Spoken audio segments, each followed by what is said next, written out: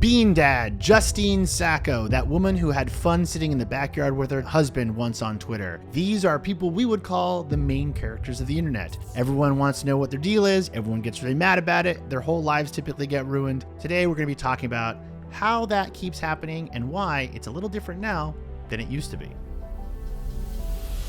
Taylor, do you ever think about BeanDad? Oh my God, yes. Now I do. I forgot about that. I haven't heard that name in years. What was your sort of final take on BeanDad when it all kicked off? Do you remember? I can't remember why he was canceled. It wasn't for putting the fake shrimp in his cereal, was it? We'll get to it. This is Panic World, a show about how the internet warps our minds, our culture, and eventually reality. With me is my personal BeanDad, Grant Irving, my producer, and our fantastic guest returning to the show today is Taylor Lorenz. Taylor, how are you? Good. So psyched to be here. You've been the main character of the internet a few times, I feel like. Once or twice. What does that feel like when it's happening? I have dabbled in that world myself, but I feel like you have a bit more experience than I do when the internet comes calling. Yeah, I think it's overwhelming at first. But I think it's sort of changed over time, too, kind of like what it means to be the main character. I don't care about it anymore. Now I'm like, let's bring it on. You know, who cares? Yeah. But it used to be traumatizing with the first few times it happened. I feel like a lot of the panic around it when it would happen was like society hadn't really caught up to how silly a lot of this stuff is. So like the first time it ever happened to me, I had a boss say they were going to fire me over it. But it was because my family had been doxxed by 4chan and my editor basically didn't like the fact that we were getting that attention and was like, I'll fire you if you tweet about this or if you say anything about it. And like now that seems ridiculous, but this was 2012 probably. What'd you do to make 4chan mad? I wrote about a fake campaign they put together called Cutting for Bieber. Oh, yeah, I wrote about that. They were pretending to be teenage girls who were self-harming because Justin Bieber was photographed smoking weed. That's pretty funny. Yeah, nowadays I feel like if you become the main character of the internet, like it probably stays more on the internet than it used to also, I would say. You know, it's so funny. I get calls because I'm like a very well-known woman that's dealt with harassment online. Anytime someone's like in the midst of, you know, some sort of horrific campaign, I feel like I get a phone call. And I was talking to this one woman in media also the other day, and she's like, they're tweeting out my address. They're putting this. And I was like, girl, they're not going to do a thing. Trust me. They're not going to do a thing. Like people don't even SWAT anyone anymore. That's you know, true, nothing happens. Like they don't even send a pizza. You know, so right. I think there was this moment maybe in the 2010s where like the worst thing that could happen is you get swatted. And let me tell you, as somebody that's had my family swatted, the first time my parents were like, what is going on? And it's like, you know, somewhat traumatic, I guess. But then after that, they're like, okay, yeah, you tell the police department. Now there's articles about it. No one gives a shit. Oh, they sent the police to your house.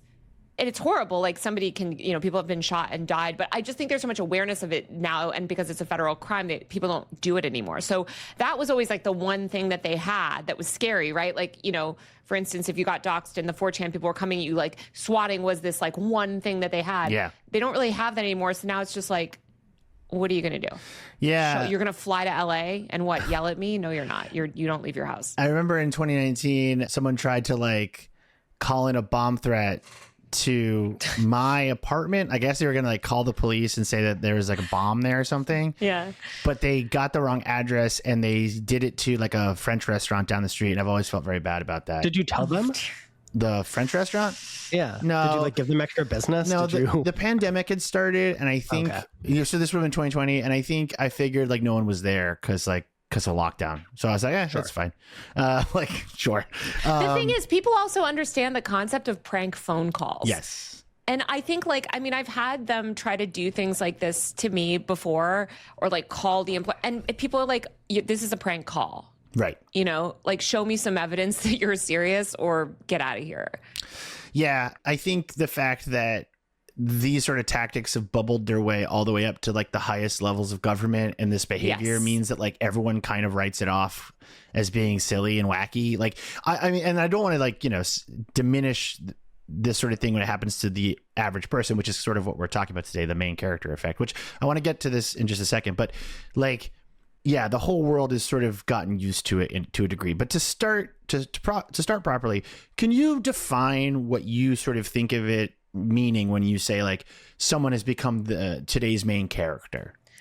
To me, when we talk about like the main character of the internet one day, or of a platform even, it's kind of like the person that discourse is centralized on. It's the person that everyone is talking about, that everything that day kind of has to be related to, the person everybody's joking about. It's just kind of like the central figure of, you know, in the discussion taking place on XYZ platform. That's right. I have to credit Maple Cocaine, the Twitter user in 2019 who coined the phrase, in a post that reads, "Each day on Twitter, there's one main character. The goal is to never be it." But I want to start in reverse chronological order today, actually. And I want to talk about a woman who has been the main character of the internet several times, but most recently in March, Chappell Roan. Are you familiar with Miss Chappell Roan? Yes, I am. Yeah.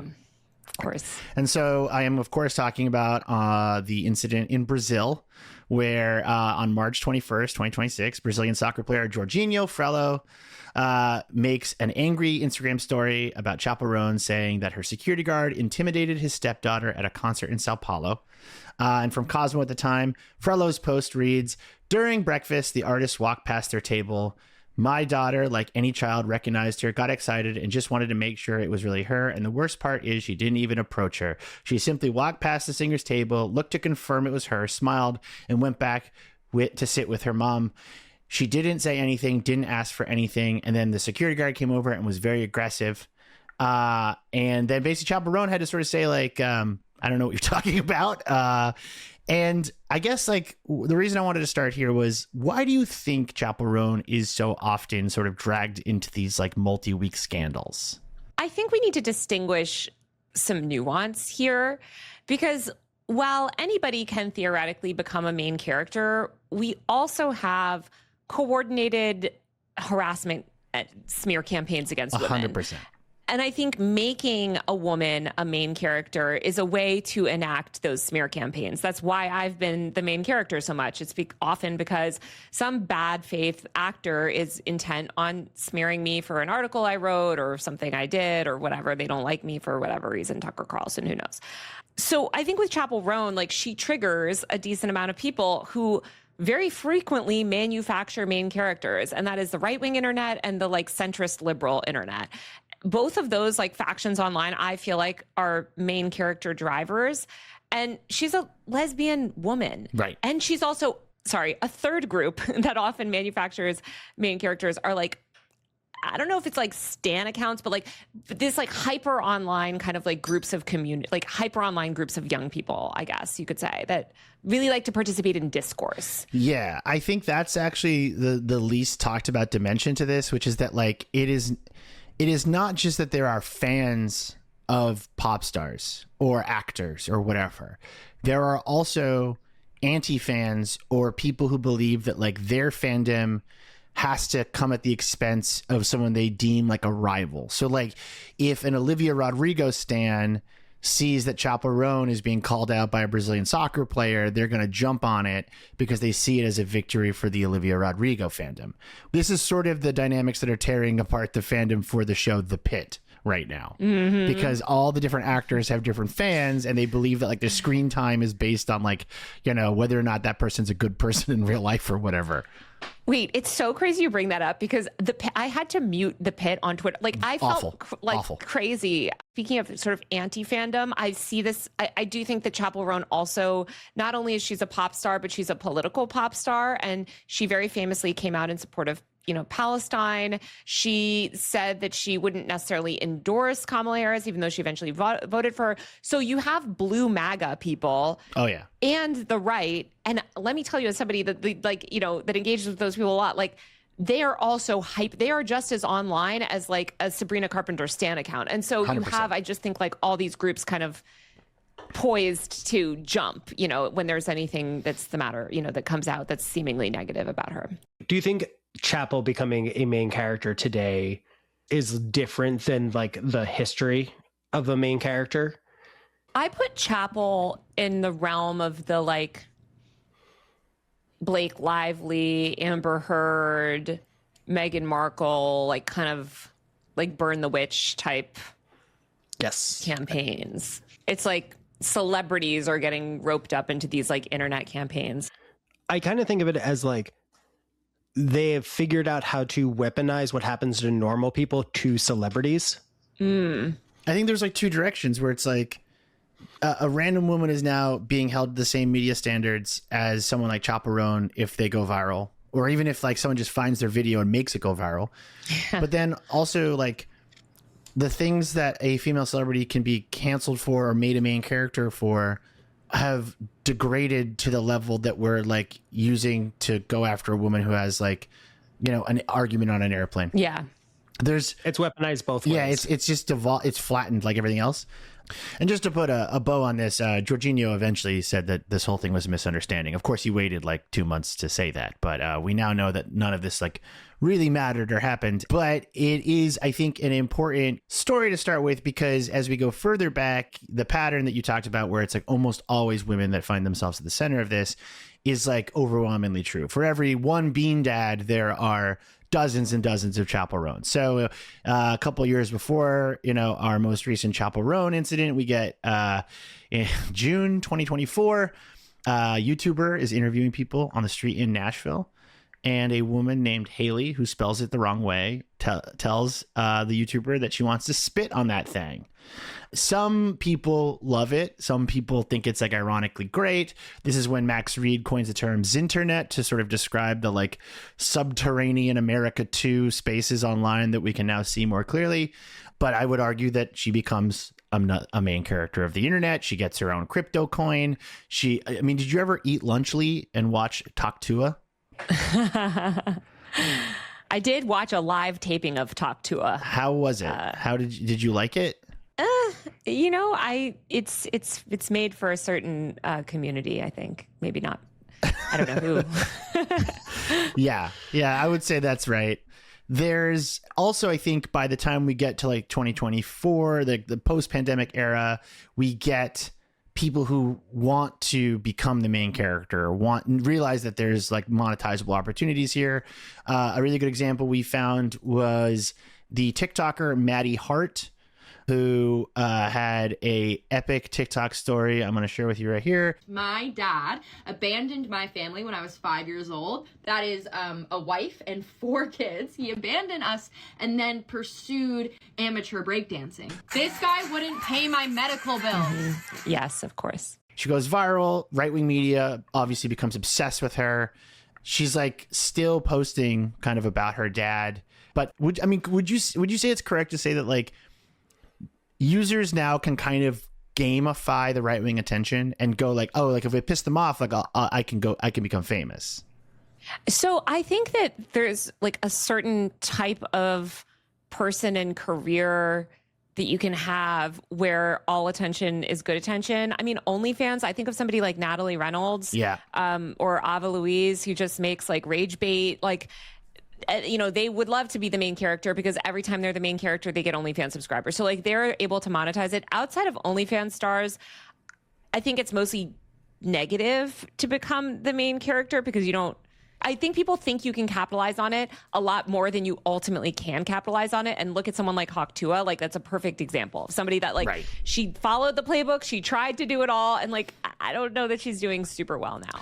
One of the Pauls, I think it was Jake Paul, who was like, I'm going to work with Hawk Tua and like grow her into a brand. And like they've become very interested in like trying to figure out if you can do that to people who randomly go viral, which is, we already did that. Like and we'll, you know, we'll get to like the Alex from Target era, but like this has already been a thing. And it's like after 2020, it becomes a thing again, but now they're trying it in like different ways with, you know, the crypto coin and the podcast and the brand deals and all that.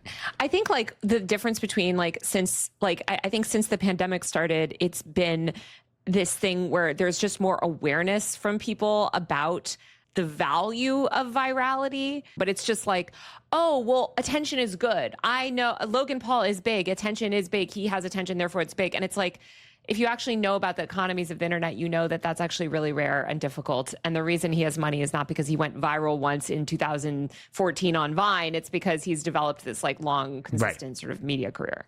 I think it's become harder to explain that to people because so much of our media has moved online. So like if you see someone's face on the internet all day, you just assume that they're making a lot of money from it. Yes. And it comes with it like an incredible amount of baggage. Same year, 2024, Dr. Ali Lukes completes her PhD on the politics of smell.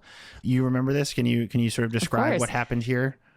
I guess, she was getting a PhD in the politics of smell.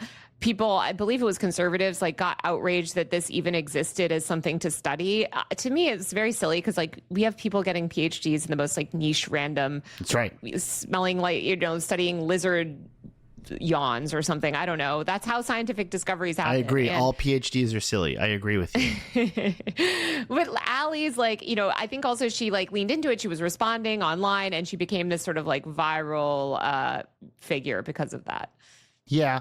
Almost all of these are triggered by like a young woman expressing themselves openly and earnestly, and then the entire world losing their fucking minds over it. That's basically it.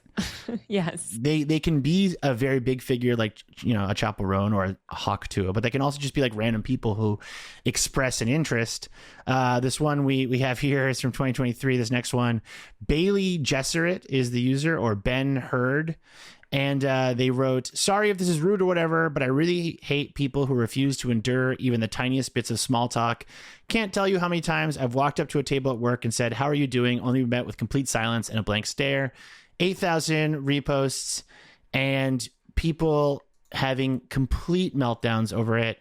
I even wrote about it at the time where it was one of those like regular kind of main character effects where it's like a person who's like, we should all like exist in society, and then everyone being like, hi, I will fucking murder you if you tell me that I should exist in society. Anything that touches on progressive like values, I think like it's sort of like bait for this. Yeah, like should people tip? Yes, most people should tip. Should people? Dude, I don't know. You know what I mean? Like it is. Oh, you're cool with the tipping screens at Starbucks?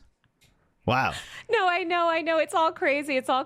I will tell you, I'm a veteran of that type of discourse because I'm vegan, and some of my earliest internet experiences were, I unfortunately was on the wrong side of these things where I would be like, oh, so you think it's okay to mass murder? Like what if somebody murdered every single one of your family members and strung them up? Like maybe that should happen. Like everyone just takes it to the extreme. Oh, so you're assuming that we all have perfect family lives and we don't mind if they're murdered? Exactly. It's like, I mean, listen, a lot of this discourse is driven by children or people that I would say have sort of a maturity level of a 11-year-old, and algorithmic feeds, and amplify it and feed it. And I think it's gotten like exacerbated by Twitter's algorithm specifically since Elon's takeover. Yeah. And I also think that with a lot of these things, like the reason they kick off, like even going all the way to Chappell Roan or Hawk Tua, like all the way up and down the spectrum here, there has to be kind of like a nugget of, I don't really know how to articulate this, but sort of a shared shame at like the breakdown of modern society. And the example that I would point to here is one from 2023 as well, which is when Tiffany Gomez has a meltdown on a plane and claims that a passenger is not real. But I am telling you right now, that motherfucker back there is not real. And is videotaped on the plane. And like my mom's a flight attendant, so for years I've always told her, like, if the phones come out, like hide in the bathroom. Like I know you have a duty to protect the passengers, but like you don't want to be the flight attendant that's like pulling down the dead dog from like, wherever someone stashed it or whatever. Like, and I do think that like, oh, you don't think we should help dogs, Ryan? No, I think I think we don't need them. I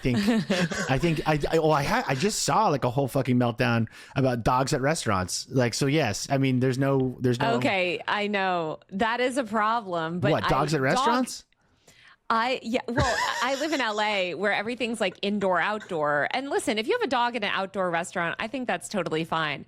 But then the dog goes inside, then the dog's peeing on the floor inside. Have you watched a dog pee on the floor inside a restaurant in LA before? I saw a dog pee inside La Mille in Silver Lake, which they were not supposed to be in there. I don't really think gonna pump. I don't really think LA counts as like an actual society or city. Like I don't think The dog human owner beings. was very apologetic. The dog owner was very apologetic. But I think, like, you know, it's funny because I think, like you said, we live in society, right? And, like, you know, ever since 2020, like, we've had a lot of societal breakdown and we have a lot of individualism. And as like our economy declines and the world falls apart, like, you know, people want these little moments of like being able to kind of fight online and express their own kind of boundaries or thoughts or opinions. I don't know. Yeah, I mean, like, you know, you have the debate over whether Chappell Roan should be nice to a kid that likes her in a restaurant. You have the debate over whether a woman should express sexual thoughts or feelings in public, whether women should be actually, so just to put a bow on this one, Gomez did explain that she was not having a hallucination, which I actually think makes the story more interesting. So obviously, she gave this quote to the Barstool Sports podcast. Of course. Another win for this internet. She said, "I think it will probably be a good 2 years before it truly goes away, and I will be a meme for the rest of my life. I get it. And at this point, it is funny. It is funny. It's not funny what the passengers had to go through at all, but me and the outlandish shit I said is absolutely funny." And she explained that she was basically having an argument with someone who is not in the frame. Like she was screaming at someone on the other side of the frame. Oh, So she was having a meltdown, but she was like, she wasn't hallucinating. got it. Yeah. Okay. But okay. I don't think any of the videos that go viral of people having meltdowns at airports or airplanes or whatever would go viral if it didn't sort of touch on something we all kind of feel, which is like any of us could have had that meltdown on a plane or an airport because traveling sucks ass. Like all of these things have to have this, like, I don't want to say relatable, but perhaps that is the best word, like dimension to them, where it's like they're tapping into something that like we're all already fighting about. Yes. And I think post COVID there's more things that we're all fighting about because everything's But I think worse. that's actually, I think that since COVID started, that I think COVID exacerbated that. 100%. If you think back, like, and I do feel the need as an immunocompromised person to constantly remind people we are still very much dealing with COVID. No. It ended in like 2021. It was like over. I know, it just magically disappeared. It's done. No, but I mean, I think like, I think of this a lot now because I'm immunocompromised, right? And like, so it's really dangerous for me to do certain things. Would I, you know, like I try to encourage people to mask, whatever.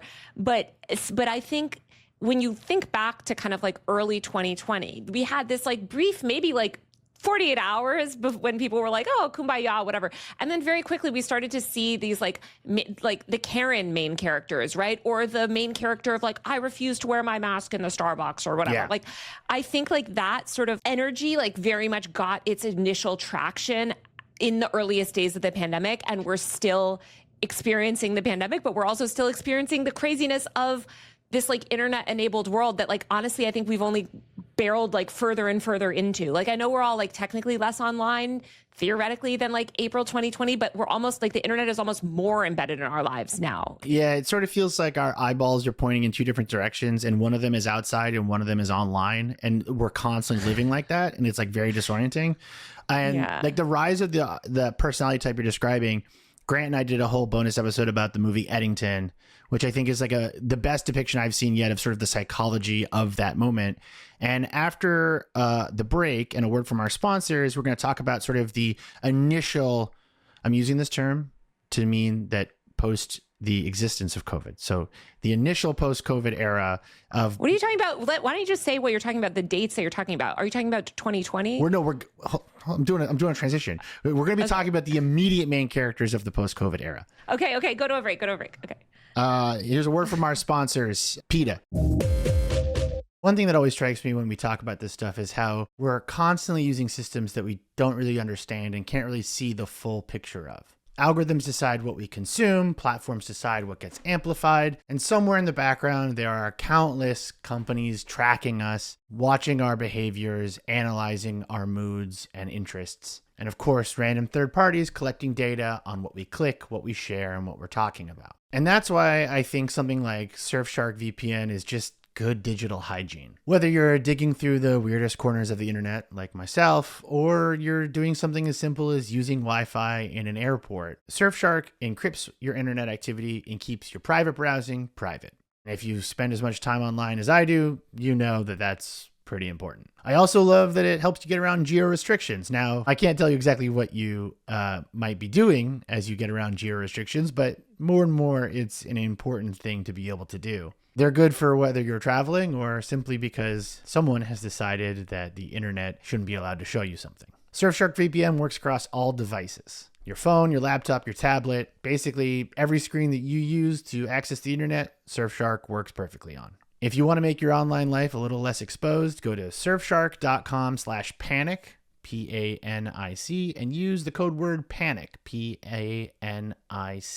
You'll get 4 extra months of Surfshark VPN. Again, that's surfshark.com/panic. It also comes with a risk-free 30-day money-back guarantee. And the link and the code are in our show description. Now, let's get back to the story because, as we all know, there's so much more weird stuff to talk about online. Hey, it's Grant, the other one. Question for you, who I assume is around my age cohort. You ever think this might be the best things get? Seems to be a conversation infecting everyone. But do you know what is worthwhile to feel positive about? Mint Mobile! Stop overpaying for wireless just because that's how it's always been. Mint exists purely to fix that. Mint Mobile is here to rescue you with premium wireless plans starting at $15 a month. All plans come with high-speed data and unlimited talk and text delivered on the nation's largest 5G network. Bring your own phone and number, activate with eSIM in minutes, and start saving immediately. And you know what you could use that money for? Patreon.com/panicworld or Courier Plus. Ditch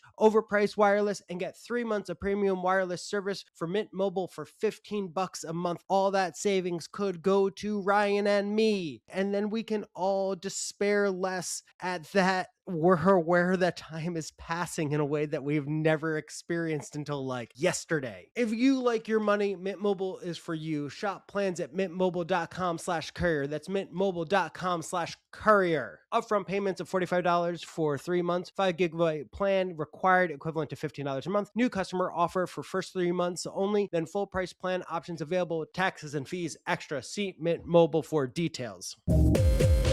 As you were saying, there was a moment where like this stuff had actually kind of calmed down, and then it comes back with a vengeance. You know, it's interesting because like when you say like post-COVID, I think people began to stop acknowledging the ongoing pandemic at different rates.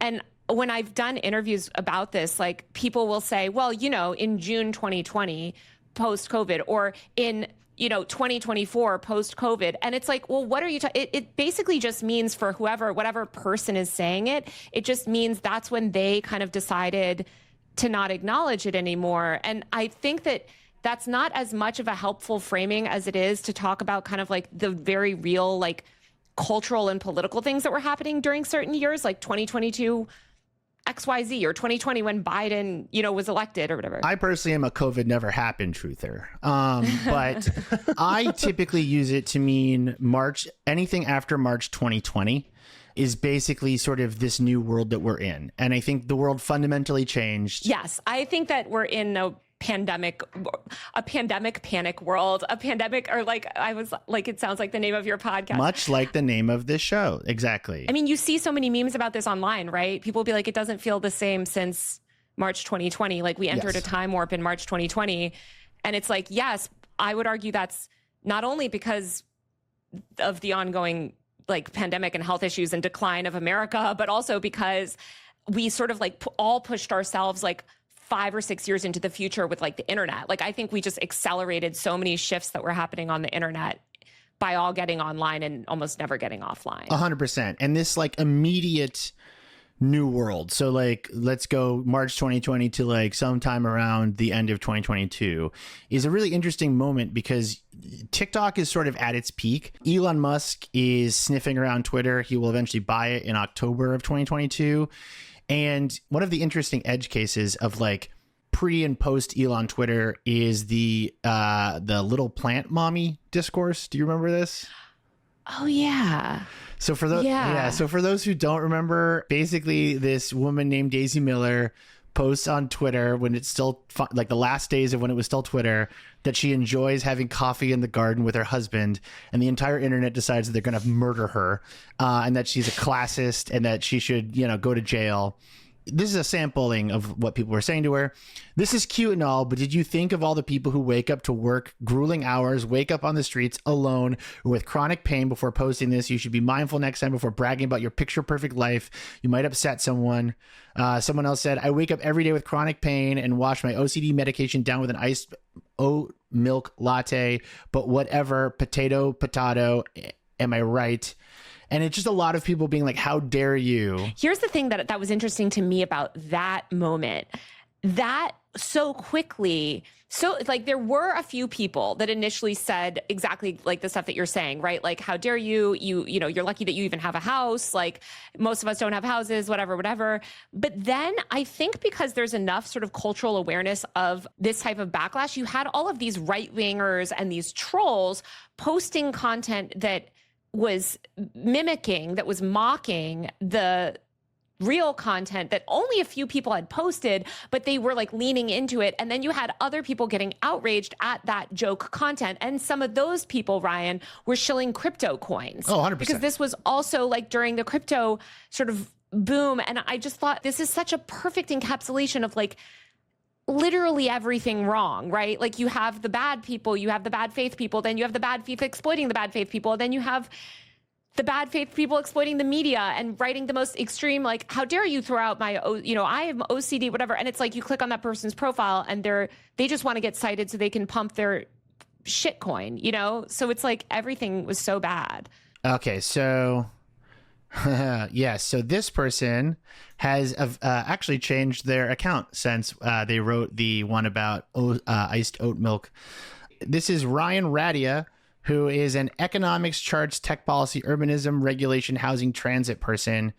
Yeah, is verified and like basically a right-wing troll, basically. And so that it is a mixture of trolls and real people. Which is interesting to me because it's like, I think there's this awareness of this phenomenon and an attempt to exploit this phenomenon for profit, which is really just meme coins.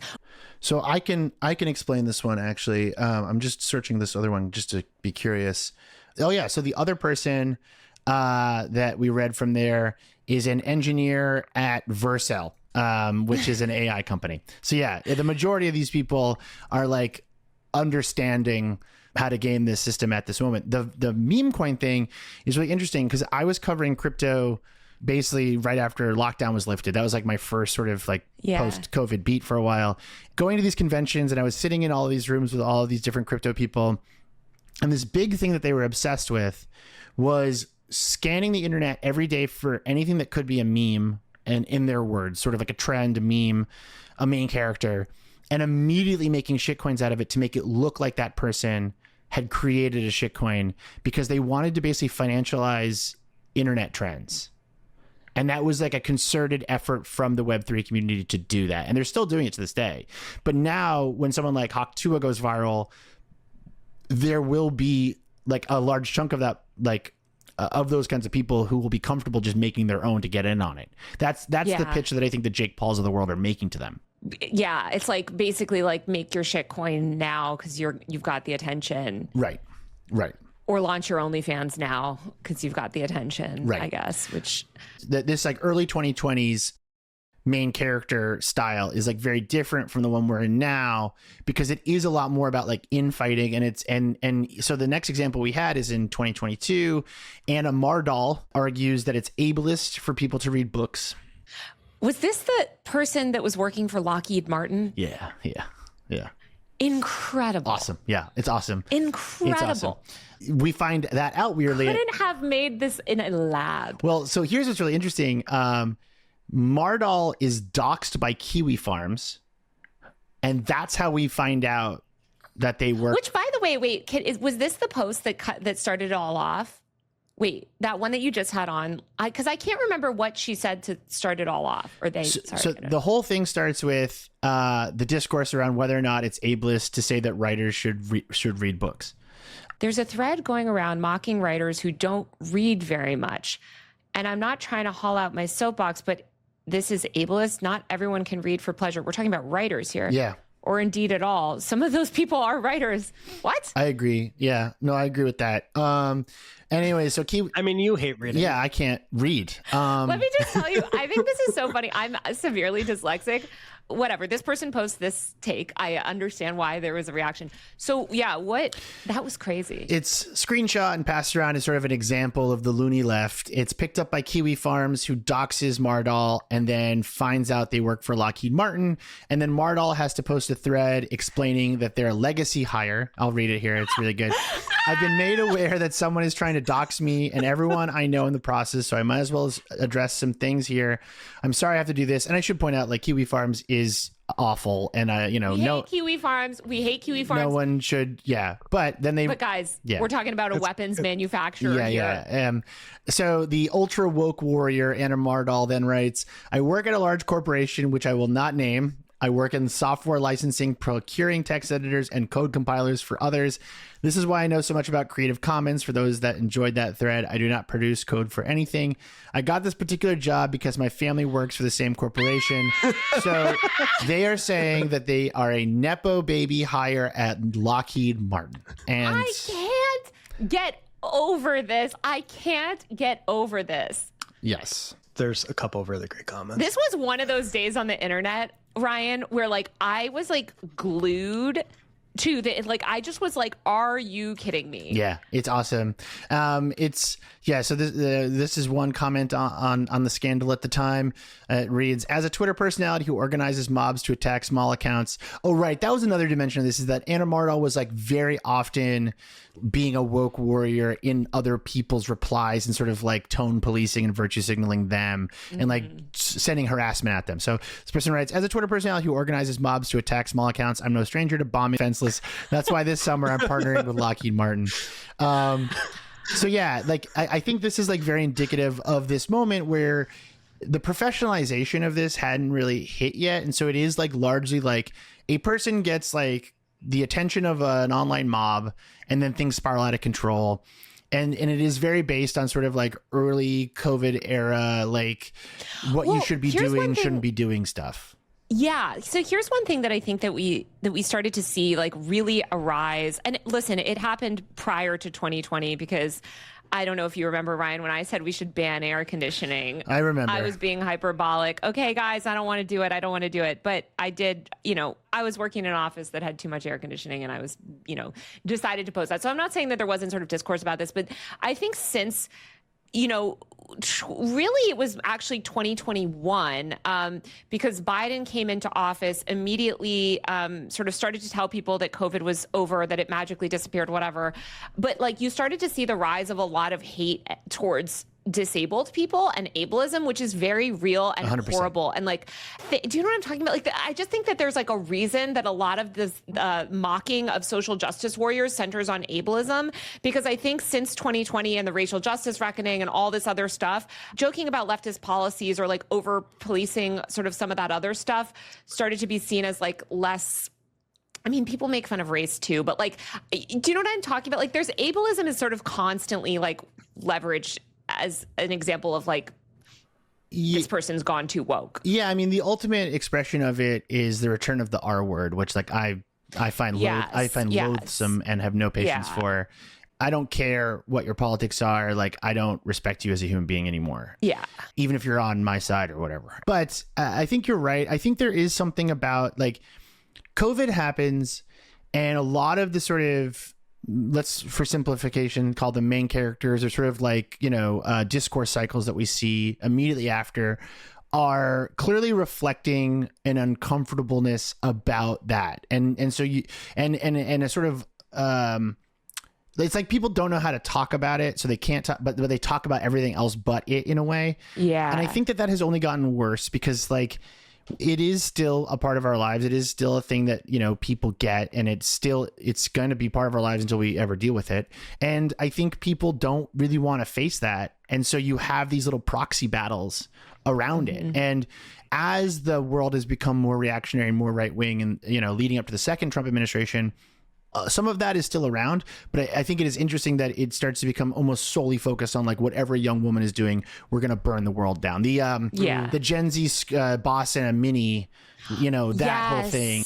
Gen Z boss and a mini. Gen Z boss and a mini. Itty bitty titties and a bulb. Itty bitty titties and a bulb. 5'3" and an attitude. 5'3" and an attitude. Secret product in the trench. It is always now just a young woman on TikTok or somewhere else is doing something, and we're going to kill her because we hate looking at it. The Gen Z boss and a mini thing too, it was so wild because that was correct. Wasn't that an Australian skincare company? It wasn't even in America. It's an Australian skincare company called TBH. And if you can believe it, that only happened in 2024. That's crazy. We've lived 20 lives since then. Yeah, and of course, like as Trump is doing the tariffs last spring, you have all these accounts on X being like, "This is the video that brought us here," because like they want women out of the workforce because of the TikTok video. I mean, that's why we need to invade Australia. We need we need to put them ahead of Canada and just invade. No, Grant, we have to lose access to the Strait of Hormuz because an Australian skincare company made a TikTok 2 years ago. That's what has to happen. I see. And I see. yeah. Call up Anna Mardal. We need some bombs. Exactly. And so, like in this early 2020s era, it's different. It's like, it's much more about kind of like mob rule in a way. And so this leads us to, as you said at the top, the shrimp tails in the Cinnamon Toast Crunch. Yes. So the Cinnamon Toast Crunch fiasco was started by comedian Jensen Karp, who wrote, "Why are there shrimp tails in my cereal? This is not a bit." There's a response from Cinnamon Toast Crunch, which reads, "After further investigation with our team that closely examined the image, it appears to be an accumulation of the cinnamon sugar that sometimes can occur when ingredients are not thoroughly blended. We assure you that there's no possibility of cross-contamination with shrimp." And then we get a really dark turn into that.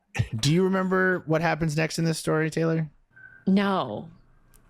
So the Daily Beast writes a headline titled, "He went viral over claims of shrimp in his cereal. Then things got dark fast." And basically former girlfriends accused Karp of manipulation and abusive behavior. And then there's other allegations that are circulating that he ripped off black writers' ideas and screamed at his coworkers and was just an all-around bad dude. And so, basically everyone kind of waited for this viral moment to be like, fuck this guy. This guy's a really bad guy. Yeah. Okay. I'm sorry. There's a lot of bad people in the world, but this also what year did this happen, Ryan? Was this 2021? This incident is actually when I timestamped the beginning of this accepted wisdom that if you have a viral post, you are now a celebrity. And you are now beholden to all of the responsibilities of a celebrity, because at this point, and I think COVID lockdown had to happen because you had to get enough people online to go like, oh, okay, so the internet's like the thing now. Yes. And then you have like this viral post in the spring of 2021 and everyone's like, yeah, let's Me Too this guy. I'm not saying that he's a good guy or this shouldn't happen, but like we're talking about a man who had like a viral post about cereal, complaining about cereal. I kind of feel like he put those shrimp tails in a cereal. Oh, yeah, probably. I mean, I'm looking at it right now. Like, I could see that being cinnamon, though. There's one that looks like a shrimp tail, but the other one looks like cinnamon. I don't know. I could see. But I could see it. Like, this is my one harmless conspiracy that he put the shrimp tails in there. Yeah. He shot first. The shrimp tails were put there first. Yeah, that's true. And then we're gonna finish out this section before we go to another break, with of course, BeanDad, which happened on January 2nd, 2021, and was the biggest story in the country right up until the Capitol was stormed. And what's crazy is like this sort of ruined his entire life and career. Really? Yeah, he had a podcast he was co-hosting with Ken Jennings. His band did the theme song from the podcast My Brother and Me. He was sort of like a guy, but he's also apparently been a like notorious asshole also. Well, then here you go. Yeah. Look at this long thread. Jesus. Yeah, it's so long. Yeah, and he was like look at that. That's ridiculous. It's a extremely long thread of him not telling his daughter how to work a can opener, and he instead of showing her, he's just describing in painstaking detail her having to problem solve it because he's teaching her like independence or something. Yeah, I mean, he's doing that like performative lib thing of like, I'm gonna make this like really boring story into a multi-post thread that like sucks and I suck.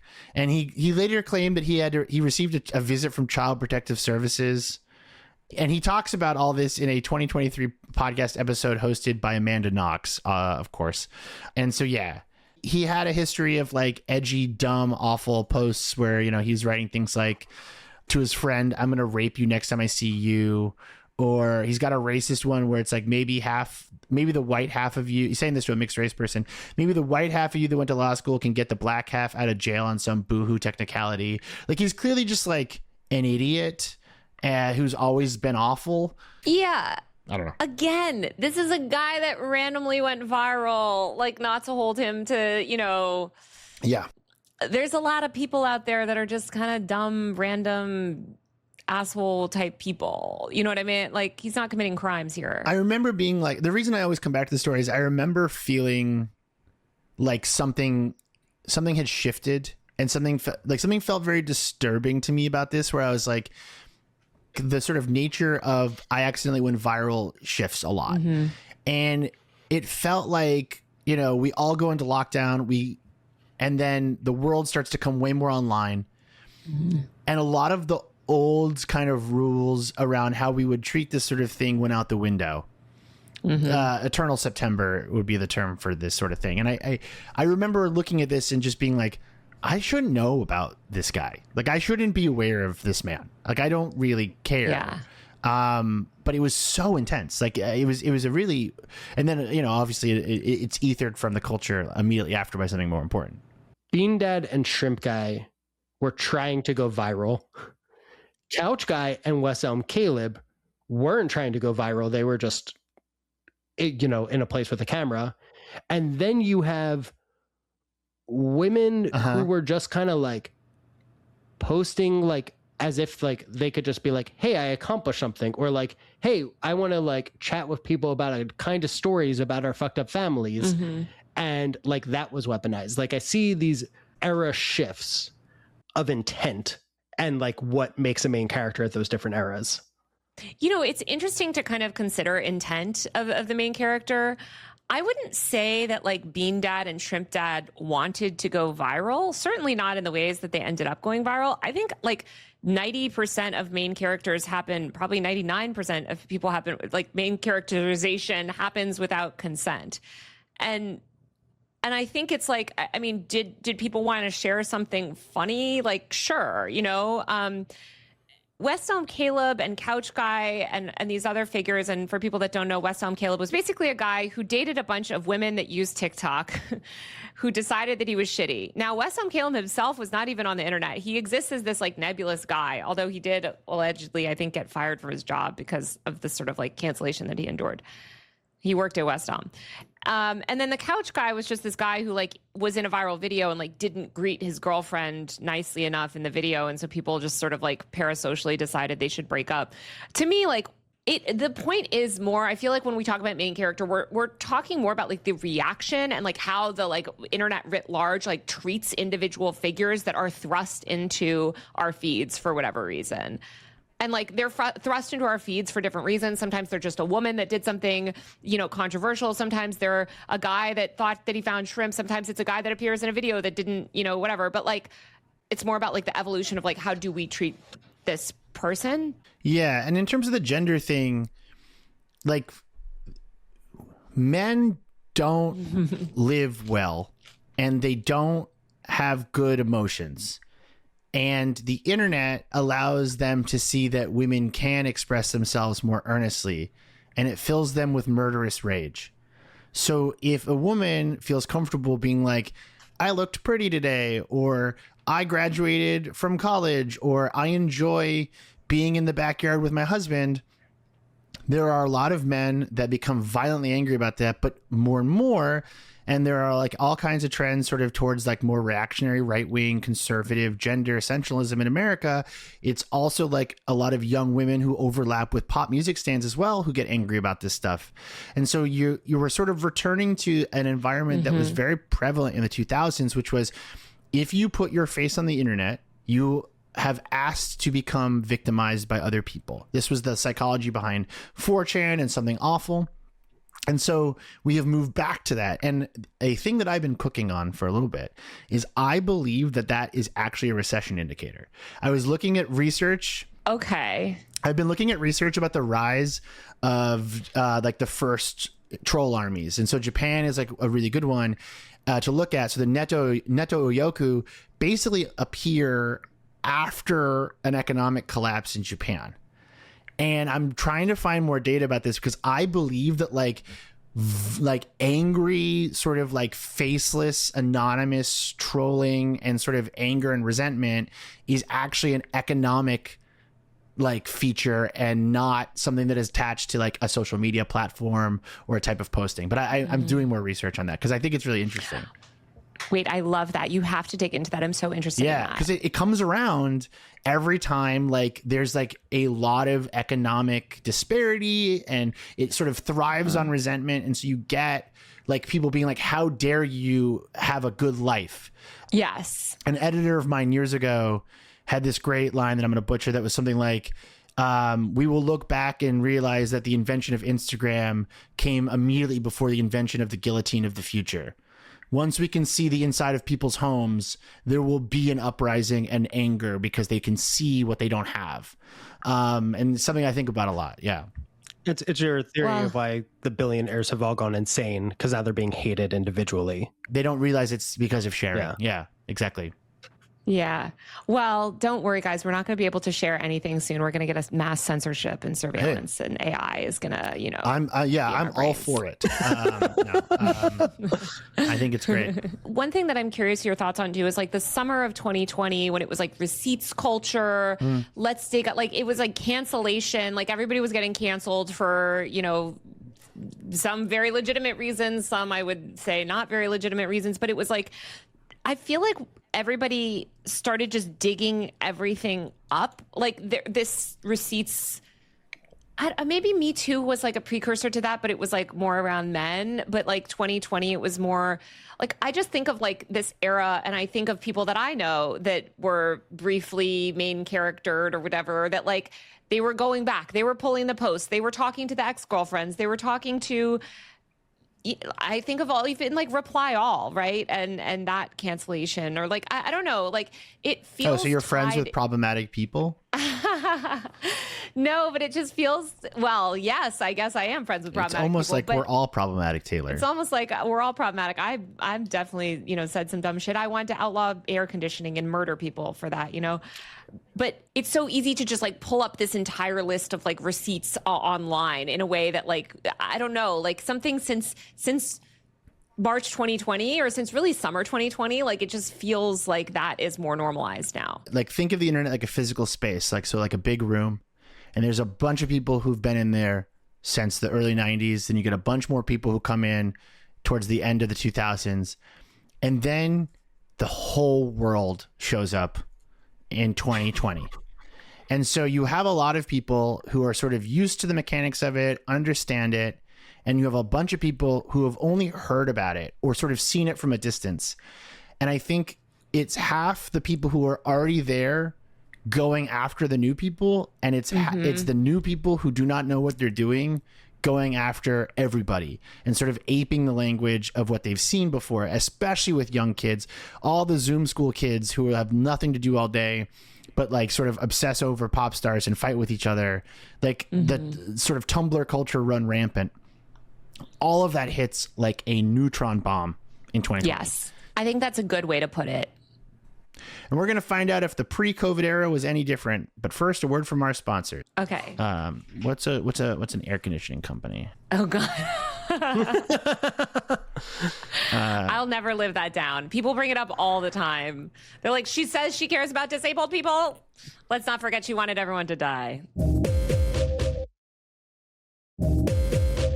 And so what's really interesting, like in the pre-COVID era, is like there are obviously a ton of main characters during the Trump administration, but they're not super notable. It's almost sort of like during the first Trump administration, like every journalist had a turret on their backs. But you don't get a lot of the like random person tweets something stupid. You get like, I mean, there's the vagina plane incident. I don't know if you remember that with US Airways where they accidentally tweeted porn. That was a really good day in my newsroom. That was a good day. I opened up the post and just screamed, and my editor at the time was like, "What are you screaming about?" And I was like, "Ah!" And then it was a good day. And there was like lots of stuff like that. You know, brands behaving badly, Trump figures saying something stupid, but it kind of takes a break. And this is what I talked about earlier, where like we had this, 5-year moratorium kind of on a lot of this stuff. One of the last main characters of the internet before Trump enters office is Candace Payne, who uploads a Facebook Live video of her using a Chewbacca mask. Yes. She goes on the Ellen show 2 days later. I think someone wrote an argument that like Ellen DeGeneres was the apex predator that like pruned the ecosystem of these things. That was such a good post. Yeah. I think that was a tweet. But yes, they were like, that was always sort of the natural end point of celebrity. And now that she's gone, we're stuck with these people. I had a version of it that I used to use called the Harambe cycle, which is that if a meme couldn't be monetized and thus killed, it would exist forever and become uglier and uglier over time. So like Charlie Kirk is Harambeing right now because you can't have, Kellogg's be like, I'm Kirking on it, like it doesn't work. And Epstein, you could like, we launch our own cereal. Should we? Honestly, is that the next product? Yeah, like there are these parts of culture now that go viral but can't be monetized or commodified, so they just sort of become uglier and weirder over time. Dan Daniel is in this period of time, 2016. They go on the Ellen show as well. But then you have two incidents across 2013 and 2014 that fundamentally changed the internet forever. Which 2013 you have Justine Sacco. That was 2013? 2013, yeah. Well, that's shocking. If you asked me when that happened, I would have said 2018. What? I mean, not what if I think about it for more than a minute, but like emotionally, spiritually, it feels like it happened more recently. That was so long ago. I feel like it happened way earlier. To me, it feels like it happened in 2009 or 10 or something. Because it was so long ago. I guess you're right. Because I don't think of it as, I think of it pre-Trump. It was because it was the different pre-Trump internet. 2014, you also get the start of Gamergate and the attack on Zoe Quinn. So once again, these are women who are using the internet in two vastly different ways. So Justine Sacco, for those who don't remember, is a PR executive. She's about to board a plane to go to Africa. I didn't want to get canceled for not having the right country in Africa, Taylor. South Africa. And she tweets, "Going to Africa, hope I don't get AIDS. Just kidding, I'm white." She then boards the plane without Wi-Fi. And basically the entire world decides that she is a bad person. She has government officials in South Africa talking about it. It's a mess. She lands and she says, "Words cannot express how sorry I am and how necessary it is for me to apologize to the people of South Africa who I've offended due to a needless and careless tweet." She then talks about she shouldn't joke about the AIDS crisis. She becomes enemy of the world. 2014, we have an indie game developer, Zoe Quinn, who makes a video game called Depression Quest. Her ex-boyfriend makes a blog post claiming that she was trading sexual favors for positive reviews in the game. It's all fucking garbage bullshit, and it basically ruins politics around the world forever. But I do think that these two stories are useful because it kind of creates the two ways you can become a main character from that point forward. Does that sound right? Yes. I think it's sort of that becomes the blueprint. Justine Sacco is also the first ever, what we can find, recorded firing for a post. Really? For being a main character. Well, I mean, I guess the thing is the internet was so nascent before then. You know what I mean? There wasn't, people weren't even posting very much. It was mostly the internet was it was some recent grad millennials. Were you the one that was organizing the do you use Twitter meetups at IHOP? No, that was Union Tim Square? Herrera. Okay, yeah, I went to one of those. Yeah, But it was small. So small. It was so small. I do remember shortly after I graduated, I went to a BuzzFeed meetup, and it was like fans of BuzzFeed. It was like Matt Stapera organizing it in like, I want to say like 2009 or 10. It was like really like early days. But so I think like, I mean, Instagram only launched in 2010. There weren't that many places for sort of like public posts, and Twitter was the only platform that allowed for like public discovery of posts in that way as well. Because Facebook was your friends. Facebook was still dominant. That was the platform that most people were using. That was really just your friends. It wasn't getting travel. People weren't getting outraged in the same way. Yeah, it felt like Twitter was the open water in a way. Yes. Yeah. What's really interesting is if you go back before Justine Sacco, before Gamergate, the stuff that were making people the main characters, we would now probably just call memes. Yeah, okay. The closest thing we could find to like someone like a main character was actually from your book, which was Liz Eswin. Oh, yeah. Who had an Instagram account, basically. She was posting the New York City Instagram account at the time, basically, right? But before that, you know, in the 2000s, you had like Star Wars Kid, you had Antoine Dodson, you had these people who became internet figures, but like it wasn't the same thing. They were basically memes. Yeah, you're right. Like it was like internet figures that were the main character because they were all viral, like the double rainbow guy or something. And it wasn't negative in the same way. No, I mean, some of them have, like Star Wars Kid, I guess, he was pretty mad about it. There's like weird ethics around auto-tuning Antoine Dodson, basically talking about like a man breaking into people's homes and raping them. But like, and there's a whole other thread here of like, in the 2000s, posting like viral clips of like particularly black people on local news was like a whole thing. And you get the start of World Star Hip Hop becoming kind of big in the early 2010s, and that kind of goes in one direction. And then you have the separation of like the viral thing and the meme, like happens around like 2009 and like 2013, basically. Like it separates, probably because of places like Gawker and BuzzFeed. I mean, I think places like Gawker manufactured some early, like, sort of main characters in the sense of like media. Like I think of, I mean, also in my book, somebody like Julia Allison, who was famous primarily from endless Gawker. I mean, Gawker just like blogged about her constantly because they just kind of hated her for wearing like a condom dress to a party. And she became this like fixation where they would just write about everything she did, to the point that she did launch an influencer career off of it because people were just like, I guess you're famous now. They were calling her a celebrity. That's funny. But it was like, okay, this person is blogged about a lot. And I think of actually early fashion girls, like, you know, there were these like it people that were like sort of like street style icons that were like sort of, what was that guy, Nick Wooster? Oh, yeah. He's just like an early street, like I feel like not necessarily main character, but like Nick was just like extremely stylish, and fashion photographers were just like photographing him all the time on fashion blogs because blogs were a thing. And so like, it's not really the same as main character, but I feel like it started to be this thing of like attention sort of like coalescing around someone. I guess it's also, though, in those cases, it's not so much that they were posting, it was that people were posting about them. Yeah, there is something there about that. Like there's something to that in a way. And I do think a lot of the internet is returning to that, where it's like you are doing, like Timothée Chalamet's entire Oscar campaign was to do things that other people would post about. Clavicular's whole deal is like being clipped by other people, right? Like it is coming back into fashion. There is one blog here that actually would be is very useful to talk about, because I hadn't really put it together until just now that it is absolutely a proto like main character factory. Hipster Runoff. Yes. Yes.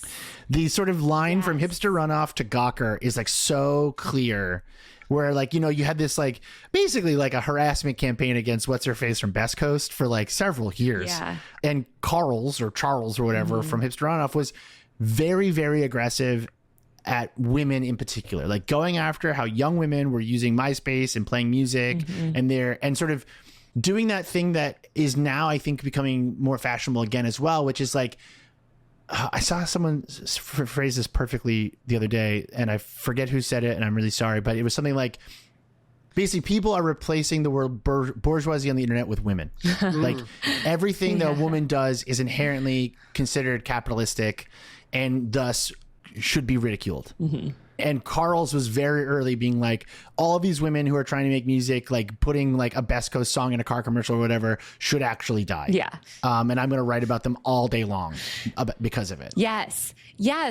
But it's like social media wasn't there yet, but that's literally what that was. And you already have this like very like post 9/11 misogyny culture that's sort of like in it's mutating and morphing. And so you get this moment between like 2009 2013 where like we're just going to like go after anyone on the internet that we think is annoying, and it's fine because they're on the internet and they chose to put themselves out there.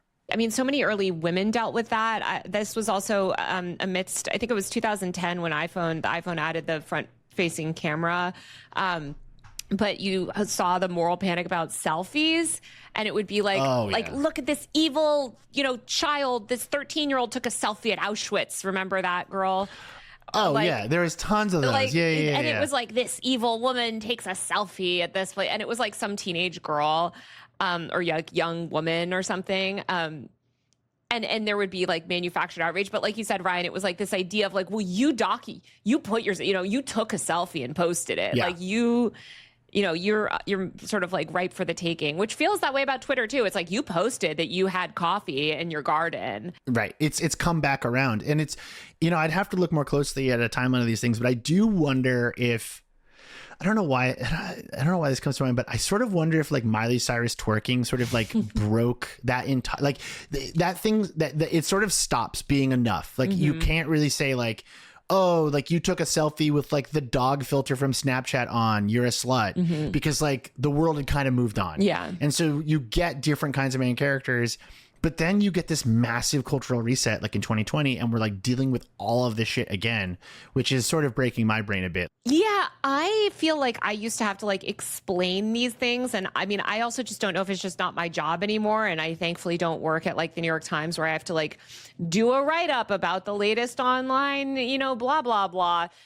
It just feels pointless. I also think that the internet is fractured a lot. I mean, especially in the past like year, people are spending time in sort of different spaces, and even on the same platforms, it's like so algorithm centric. I think of this because like I am constantly the main character on Threads, Instagram Threads. Like my name has been trending on Threads like probably 10 times this year. Well, the 4 human users of Threads, don't have a lot to talk about. Well, that's exactly my point, Ryan, is that there's almost no one on that social. It's like people that don't really post or engage in discourse are on that social network. And so like if a journalist comes in and like posts something that they're mad at or put whatever, like, or, like Blue Sky will have its own main character, like these niche corners of TikTok. I think that the internet is very fractured now. We have main characters like within sort of sub communities. Like there are these like points of discourse, or there are these sort of like niche personalities that everybody knows. But like, I don't know, like it seems like less and less we're getting the type of post that we saw like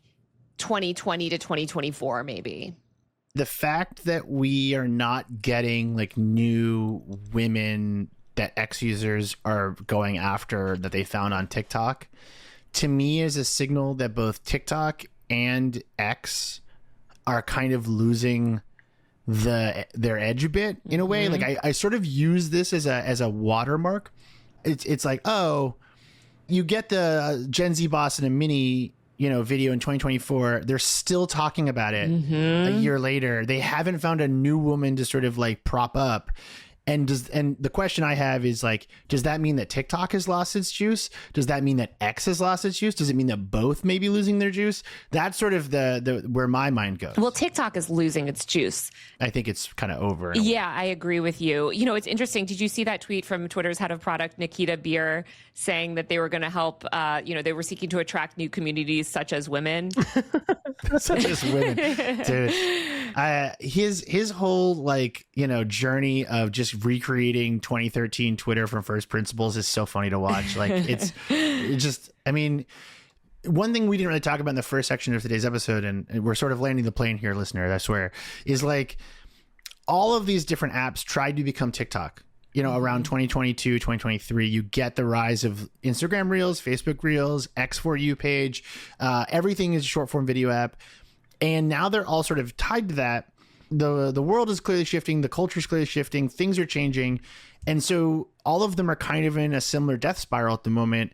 So you're just not getting like new stuff really, and so you're not getting new main characters. Also because algorithmic feeds don't really surface like a goofy post from a random person, as well as like a bunch of like super online weirdos might find like a person to go after. Like it's different. The mechanics are different. I think the mechanics are different. And I think we're so aware of the cycle. And to go back to like, you know, the crypto people that tried to exploit it and stuff, like I feel like we went through the whole cycle of all this. And now it's like, okay, I think even the NFT crypto people have realized that there's no immediate benefit. They can't necessarily capture it. Continues to sort of change and evolve their monetization schemes. Like you said, TikTok has lost its juice. Social media has lost its juice. I mean, like there was that stat showing that time spent on social media had declined. It's declining across apps.